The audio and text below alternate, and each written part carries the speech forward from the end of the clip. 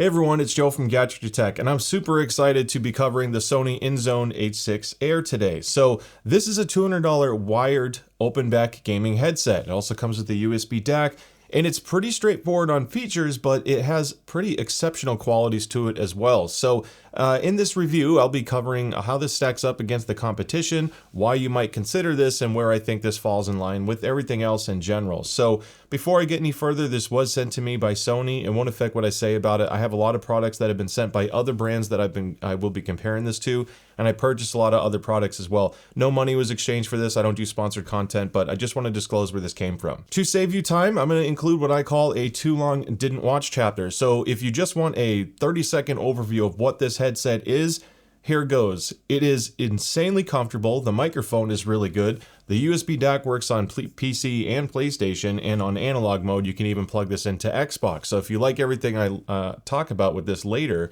and you want to use it for plugging directly into a controller, you can do that. With an open back, there's no sound isolation, so you have to keep that in mind, but that means you can hear your surroundings and your surroundings can hear what you're gaming. So if some of these qualities sound good to you, I can tell you it's very comfortable. The sound quality is excellent. And now we're going to get into all of the why. As far as what's included in the box, it's relatively straightforward because there are some stickers inside and you get a USB DAC. This guy is USB-C only. There's no USB-A adapter, but if you need one, it's pretty cheap to add. So this is leaning into the USB side. Now you don't need to use this DAC. It's a 3.5 combo port, so you get your sound and your microphone support. And for those that don't have the best motherboard audio or you don't have your own wired gaming DAC, you can use what's included here and it works pretty well. You also get the included cable, of course, which is removable. Nothing is permanently attached. So if the cable ever fails, you can replace that. Also removable is this microphone, which is an excellent mic, and we'll get into the mic test in a little bit. And then you get the headset itself. So you can basically treat it as a wired headphone in case you don't want to see the mic.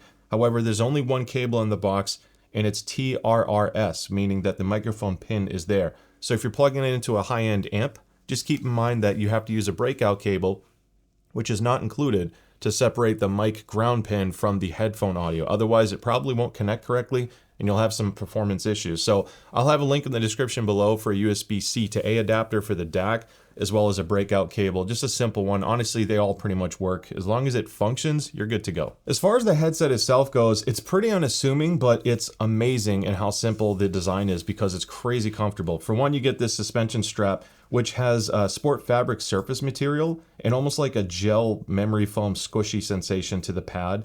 And then you have a stitched headband. It's not glued. So I anticipate this headband to last a really long time.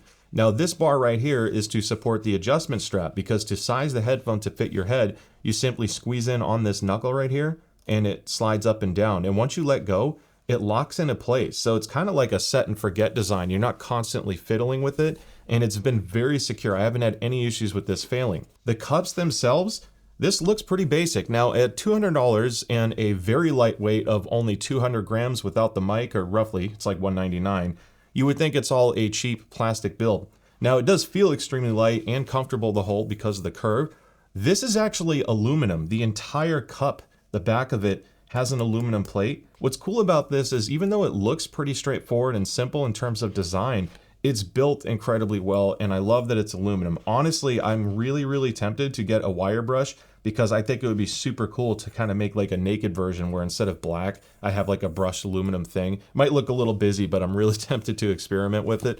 As far as the rest of the design goes, you have a push button mute. It's an analog switch because it's a wired headphone, or headset, so there's nothing to adjust electronically. You have a volume slider, which is textured on the wheel, but the actual encoder inside is just an analog smooth potentiometer, so there's no clicking sensation in there.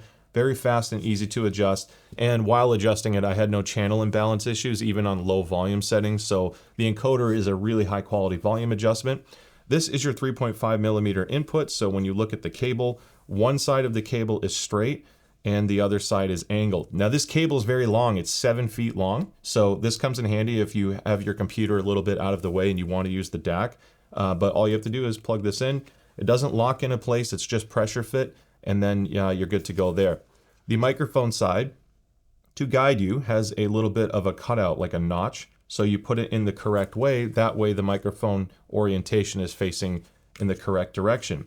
Now, when we look at the pads themselves, sport fabric pads, you can see that it accumulates the little white dusty flakes, whether it's stuff on your desk, lint, whatever. So it's very breathable fabric. Again, this type of material lasts a really long time. This is very soft and compliant, and the ear cup openings themselves are quite large as well. It looks a little unassuming because of the design, but there's good clearance here. And even if the pads don't look as deep, I want you to point out that the baffle itself is actually suspended, or like the silk screen is suspended above the driver itself. So even if it looks a little more shallow, you actually get a surprising amount of give. And this is not stiff, this stretch fabric. So even if your ears touch it, you really wouldn't even know. There's no pressure feeling whatsoever on my ears. So plenty of room there for long-term comfort. In addition to being extremely lightweight, extremely breathable, and having wonderful pad dimensions, the clamp force is light as well. This has less than 4 newtons of clamp force. And when you factor in the weight and the plush pads, for people who wear glasses, this is easily in the top as far as glasses comfort goes. I mentioned the Turtle Beach Atlas Air, which is a wireless open back gaming headset. That one has excellent glasses comfort as well, but the one advantage the Sony has is the headphone weighs less, so there's less ear cup pressure on your head.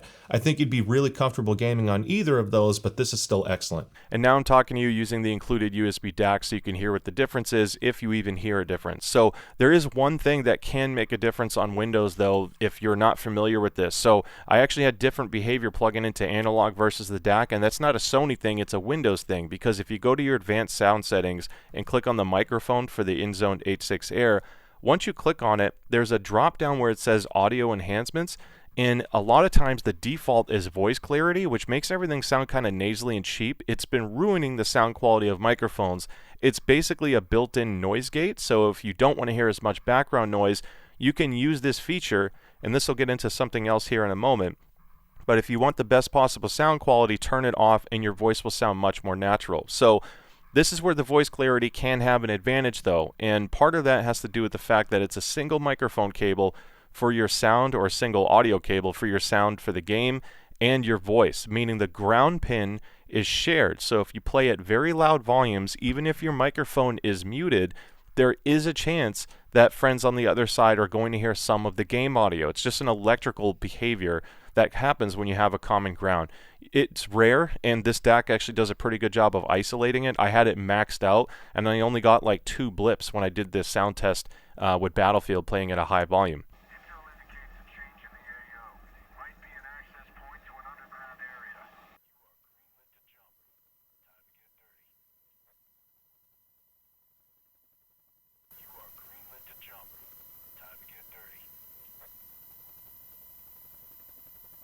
Now, if you turn voice clarity on, your voice wouldn't sound as good, but it'll get rid of some of that noise. This effect is amplified by a large amount if you are unmuted and you play this microphone at a loud volume. Because this is an open back headset, the sound is also coming out of the back of the cup. And because this is a really high quality omnidirectional microphone, if you play at loud volumes, this microphone is going to pick up some of the noise coming in the background. So whether you use the voice clarity system that Windows has for free built into it, or you're using something like SteelSeries Sonar, which to me does a significantly better job at preserving the naturalness of your voice, but it gets rid of all of the background noise, without using any of those software programs, you are going to have some game feedback, partly from OpenBack, partly because of the shared wires. So I just wanted to point out the behaviors of this so you can get the most out of your headset. So let's move on into sound quality and start with the objective measurement side, which uses my measurement rig. And in this case, I'll be focusing most of the data on Brule & Care 5128. It's an industry standard measuring rig, and it's highly accurate because it actually has ear canals for the microphone capsules. So we get a pretty good understanding of the headphone sound quality at a scientific level. And then I'll translate that into the subjective side of gaming, which is more of my experience, both in music and gaming, because there's going to be some really important things to talk about in that regard. So for those of you who don't know, I launched a new website called headphonedatabase.com. I'm still filling in a lot of data. This has required so much work. But if you go to headphonedatabase.com and click on measurements, or just go to /measurements, I'm going to show you how to quickly use the site while we talk about this, because this is basically simulating how ears hear this particular headset. Because I care about the 5128 measurement in this case, I'm going to click on the BK5128. So we're going to scroll down here and select the Sony INZONE H6 Air. This is the frequency response of a $200 open back dynamic headset. And I'm going to click on average. First, you can see the channel matching here. This can vary from unit to unit. Channel matching is pretty good. It's not class leading regardless of price, but this is still excellent and you do get good imaging performance. So I'm going to click on average just to clean up the line so I can explain the sound signature to this. This has a surprising amount of bass extension for an open back dynamic. Usually there's significant roll off in the sub bass area. So like the really deep bass isn't as prominent with an open back dynamic because you don't have acoustic assistance by the cup, giving the driver, I guess, more power handling because there's not reaching excursion limits as easily. Usually it's tuned in a way to not distort. Sony has some magic with this driver because this driver is based on the MDR MV1, which I'll be pulling out and comparing to after. That is an incredible headphone with a retail price closer to $400. It's double the price. And I measured it on the same rig because I bought an MV1. I love that headphone. You can see there's a lot of familiar tuning here. Now, there are some changes here, and in some cases, these changes to me are better for gaming because of the bass emphasis. So the MV1 has a little bit more sub bass, so even less sub bass roll off, but there's an elevation on the H6 Air at about 100 Hertz. If you're playing FPS games, Valorant, CSGO, CS2, Call of Duty, Battlefield, you name it, even Arc Raiders and Apex, they benefit more from mid-bass lift than the sub-bass when it comes to footsteps. This is an area that helps clean up the mix. It sounds a little bit more precise and clean, so this emphasis actually helps with some of the competitive stuff. Now, it's offset a little bit here by the 1 to 2 kilohertz region. It's a little bit more scooped on the INZONE, and this kind of creates a wider soundstage. So if you have if you like the pseudo effects of having the sound a little bit more distant and wide, it really helps with immersive gaming. This scoop helps with that. And just like the MV1, there is emphasis at 8 kilohertz. Now, if you're familiar with my channel, I'm typically very sensitive to 8 kilohertz because my last review of the even the Sony H9 II and the SteelSeries Nova Pro Omni, I have 1,000 names in my head, sorry. Those peaks are more noticeable even though they look similar to this in terms of extremeness, but for some reason these peaks don't come across as strong on the H6 Air. So, and it's the same thing with the MV1. The MV1 actually sounded just slightly more peaky to me, but it might be a byproduct of the rest of the sound signature. Either way, it's tolerable, but you can EQ it. So you can't always just pull 8 kilohertz sound if you're sensitive to that. And if you want vocals to push forward more in the footstep cues or precise cues to sound more immediate and tight, then boost 1000 hertz by, let's say, 3 decibels and 2000 hertz by 1 or 2 decibels. That'll kind of pull it more in line with what I think some people want from a target for universal sound. But out of the box, it sounds super wide. So I will be talking about some other headsets here. So I did measure the ROG Kithara from ASUS, and I'm going to turn off the MV1. You can see the Kithara, which this is the hybrid pad. If I switch to the velour pad, that's the orange line. It has more of a lift at 1 to 2K. Really linear bass extension, but the Sony actually has a warmer, stronger bass. The Sony also has a more elevated peak at 8 to 10,000 hertz, so it's going to sound a little bit more bright and airy. But interestingly, because of the dynamic driver, it still has a different treble presentation. So I'll get into that afterwards. And then the other common ones, the H6 Pro open back, which you can see here has more linear bass, a very steep recess, and a very strong spike at 2 to 3,000 hertz. This area makes the H6 Pro sound a little bit shouty, and I'll get into the subjective side, but it doesn't sound as natural as the Sony. The Sony has better natural voicing to it. And then, of course, the legendary Drop PC38x, really good linear bass until it rolls off below 50 hertz. More forward in the 1 to 3,000 hertz area, and then a really good tuning in the high treble. Very easy to listen to, but you might find the voicing of it to be a little bit harsh.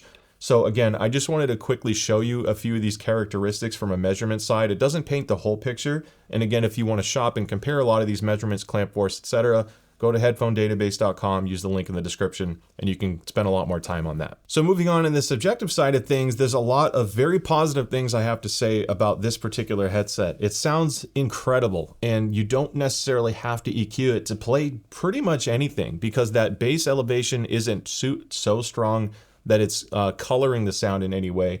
And the voicing, because it has a scoop, it's not making anything sound shouty or unnatural when you listen to music. Voices still sound really close to true to their natural sound. They're just pushed back slightly, but they don't, it's not making it like a pinched nasally sound or anything like that. Also doesn't sound thick or heavy or boxy, so voices have a really natural tone.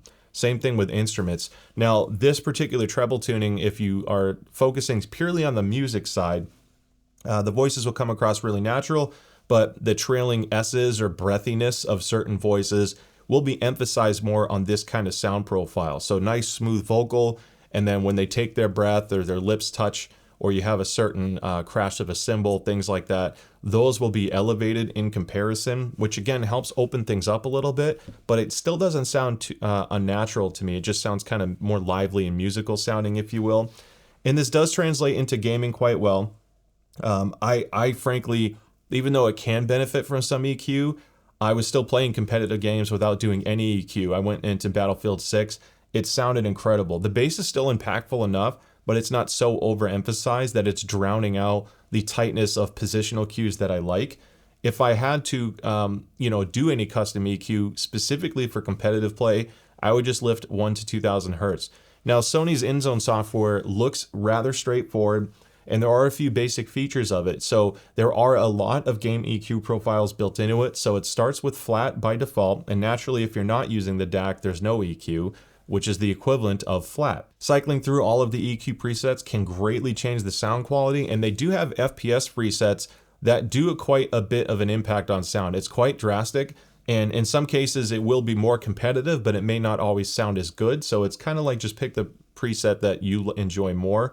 They also have some RPG and more immersive presets. Because this has spatial audio processing built into it, at least if you enable it, you can benefit from a wider, more immersive sound. It does play with the tightness of the imaging again earlier because it's playing with phase coherence and time delays and all these other things to simulate a more virtual soundscape.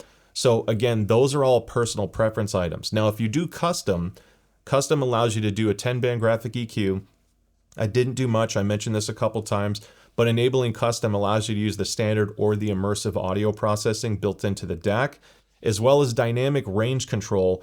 There's off, low, and high. Now, all of these features are PC exclusive, so if you're looking for these advanced DAC features on PlayStation, there's only one feature that carries over to PlayStation, and that's the microphone side tone. And I'm sorry for not mentioning this earlier. The side tone is excellent on this. I only had one time where there was a bug where if I stopped playing audio, the side tone stopped working after about 12 seconds. After a power cycle and restarting my computer, that bug went away, but I just want to report it in case. Maybe if you have the same issue, just restart.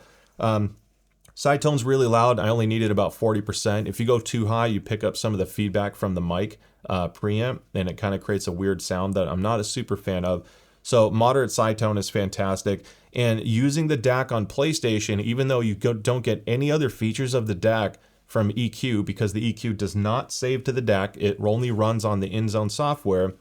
However, you do get side tone on PlayStation if you use the DAC. If you plug directly to the DualSense controller, you lose the side tone function.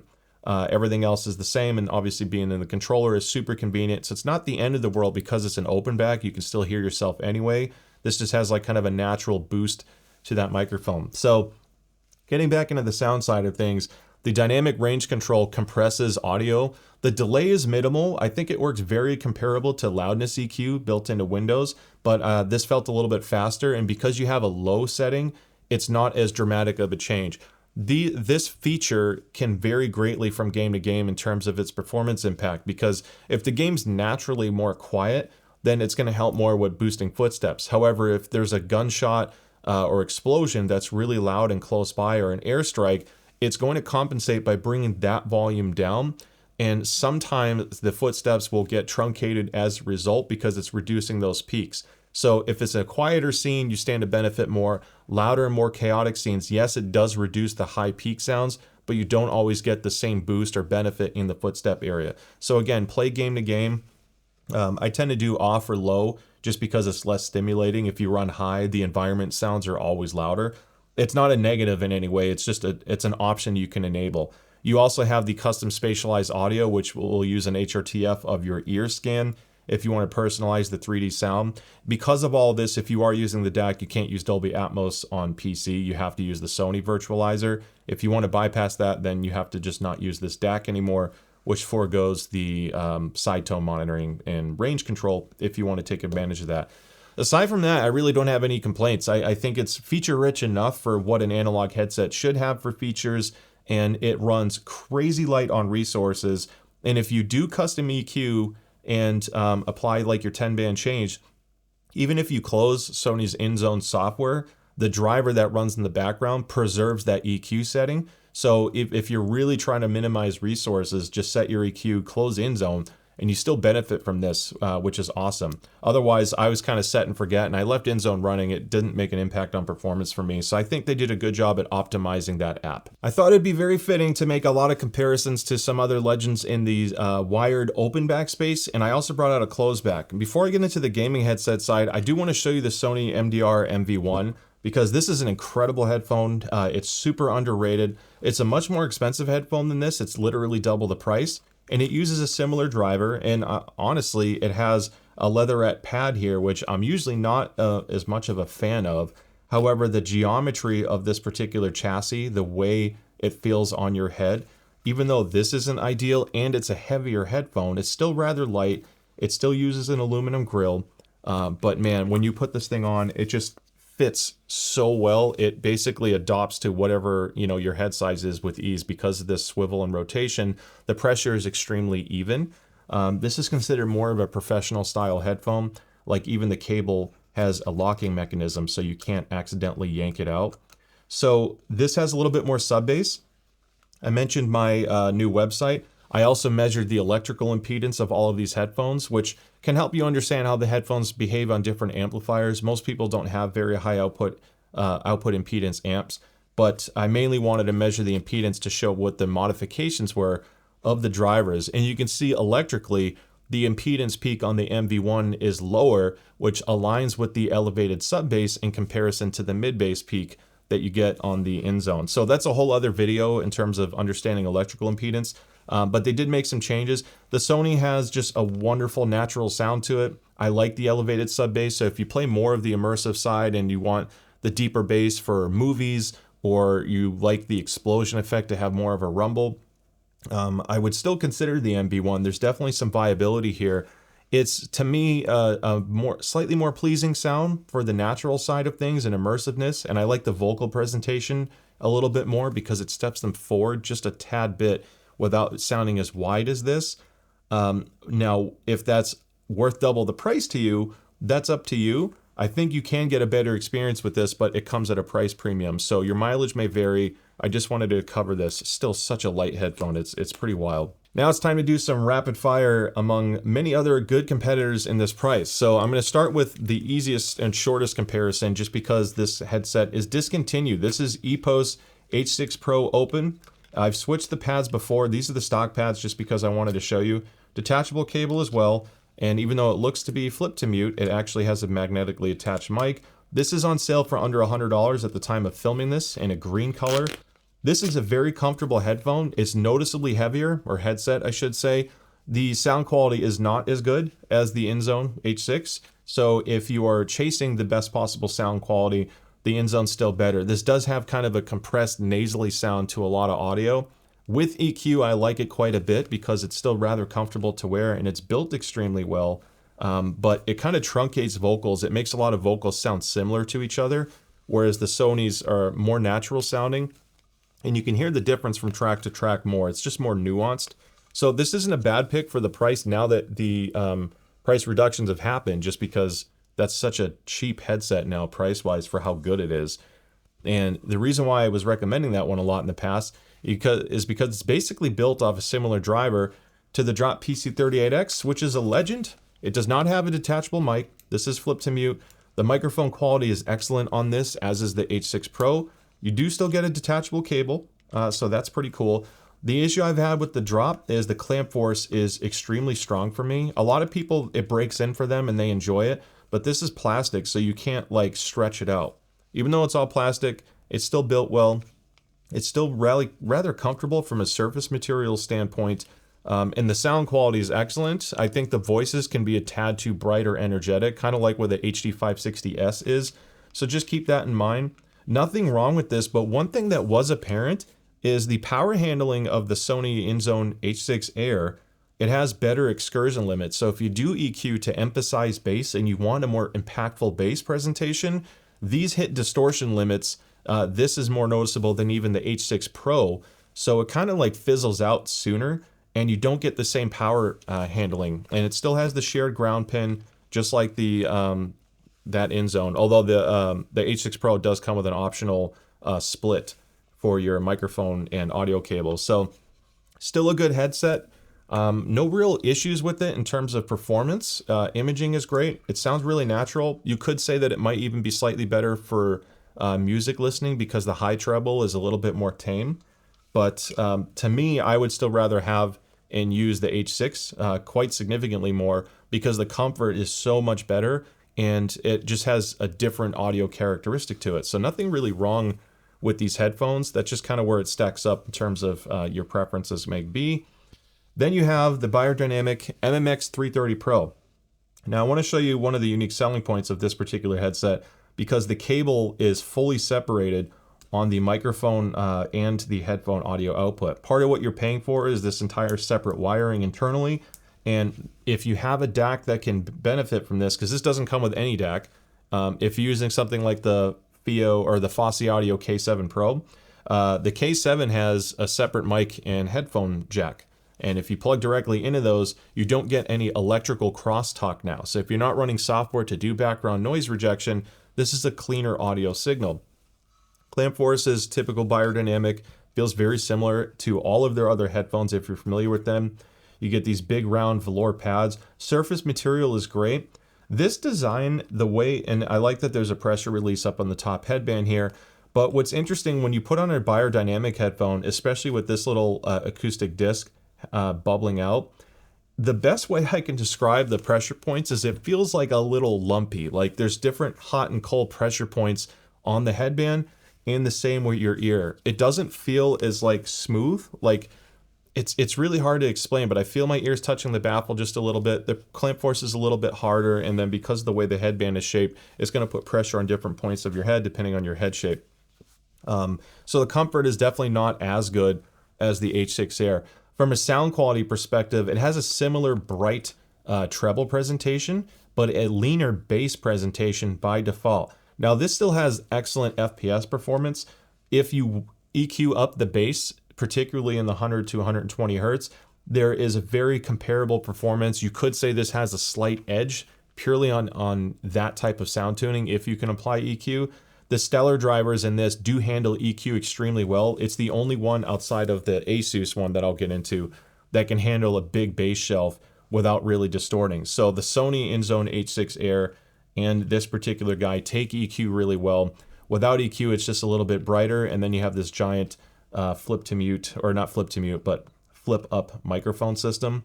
It's a good sounding mic. You get an inline mute switch, and aside from that, you know, I'm not a super fan of this really chintzy volume rocker. Some people have reported some issues with this headset, having some failures or problems over time. Mine's been fine, but admittedly, I don't play on this headphone all the time because I have so many headsets I test. I have no problem with this headset. It's significantly more money than the H6, and I think you can argue that you get comparable performance. But again, if comfort is a thing, I actually think the Sony's comfort edges this out. I'd rather be wearing the H6 for long periods of time. Now, this to me is the closest competitor in the open back space because, and this is the ASUS ROG Kithara, which was a collab headphone with Hi-Fi Man.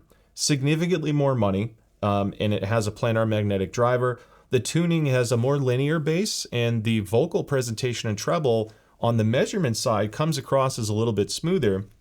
However, this particular planar driver does have more of a kind of like an abrasive, shimmery treble effect. It sounds a little bit more scratchy than the Sony, and most of the dynamics here that sound smoother.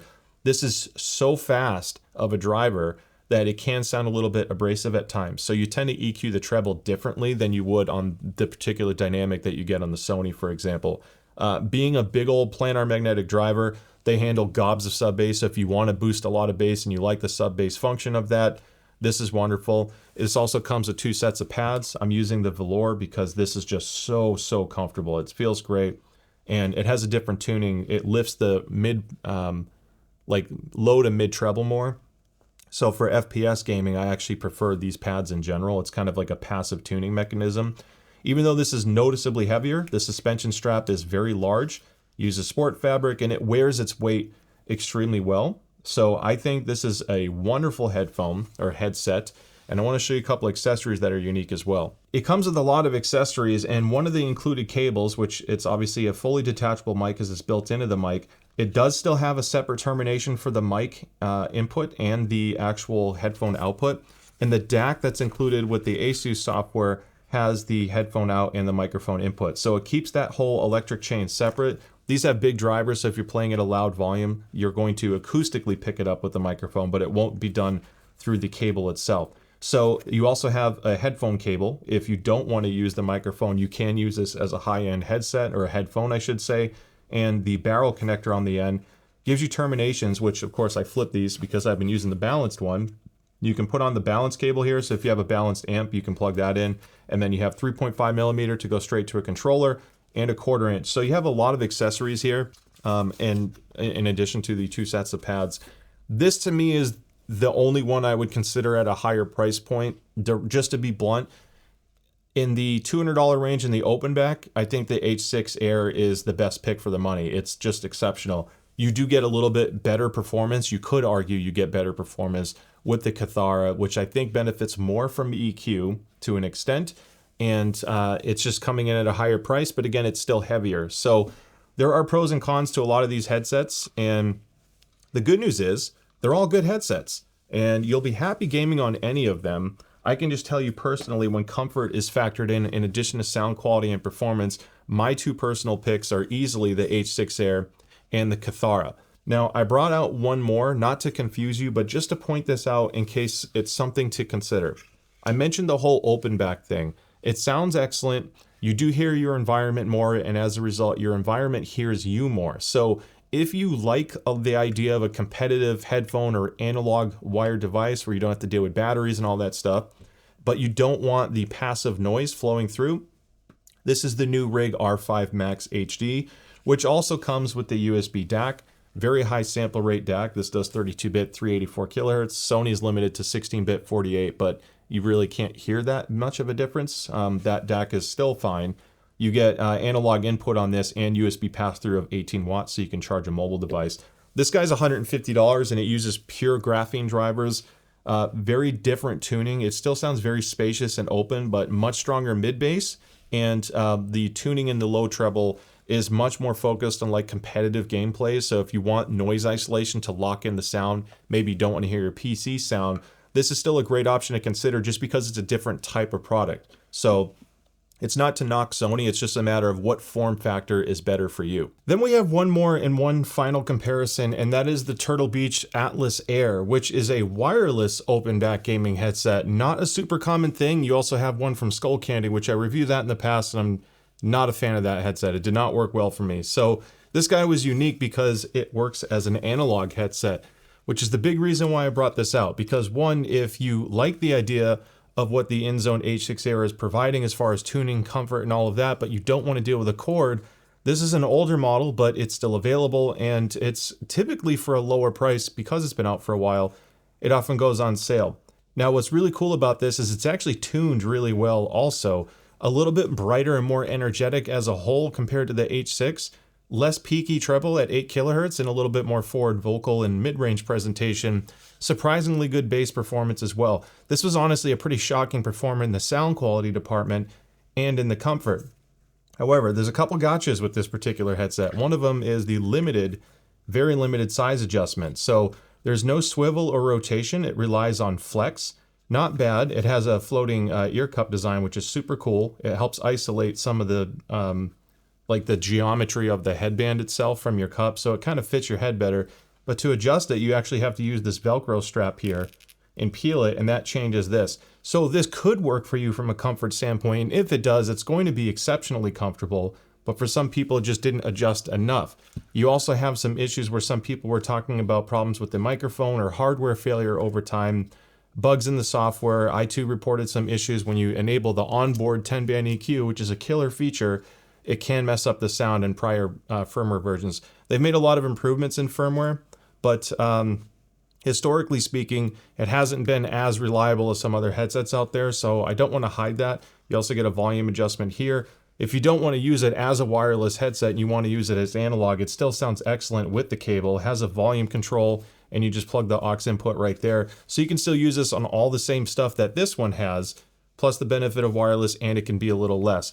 Purely on, for its intended purpose, if you are just using it as an analog headset, I think Sony's new version, frankly, just did everything a little bit better.